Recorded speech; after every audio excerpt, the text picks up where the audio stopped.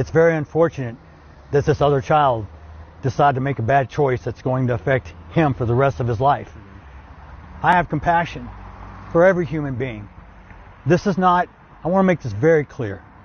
This is not a race issue. This is not a black and white issue. I don't want someone stepping up on a soapbox trying to politicize this.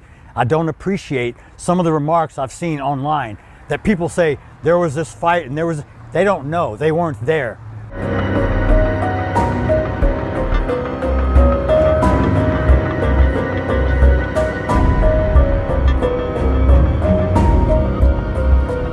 Conversation with you. No, because you could have called him before that.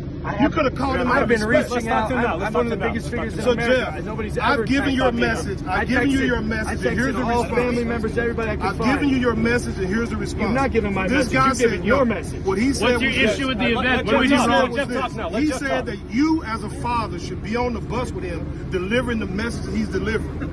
Unfortunately, he's not a father, and the gentleman with him is not a father. Maybe they don't understand what loss is. But at the end of the day, I've given your message. I do understand what loss is. I lost family members. Let me have 1 minute of my message Call to Jeff him. Metcalf. Call him. Okay, this is bullshit, bro. He's on the phone right now. This is bullshit. This is not a good faith discussion. You're not going to talk to him, bro. Hold on. So, Jeff, go ahead. Go ahead. Jake? Hey, Jeff, it's Jake Lang here.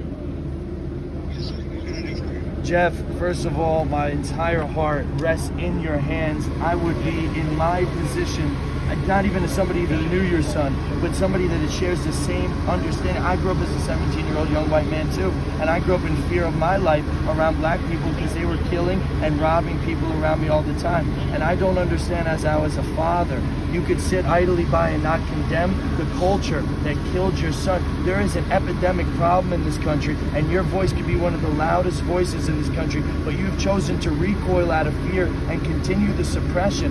Why will you not stand with me and with the rest of the people? We're not calling for racial divide. We're not calling for hatred. We're saying 350,000 attacks on white people by black people a year in this country is wrong. Why can't you stand that and say with that? Maybe you can. Would you be willing to stand by me in a press conference or in an individual interview and talk about this issue that is larger than Austin at this point? God rest a beautiful young man's soul that would have been one of our strongest voices if he was still alive today.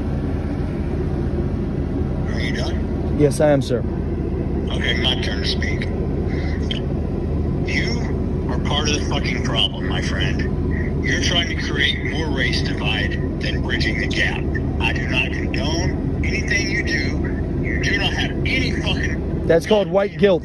No, let it talk. Of my son. Let me finish. I gave you your time. You take my son's face off your website. I am not associated with you. You're creating more Austin Metcalfs with your weakness, sir. You are creating more Austin Metcalfs Black with your man here, weakness. you are being weak. I got to be honest with you about that, sir. You're being weak. Condemn your son's killer and the culture that caused it.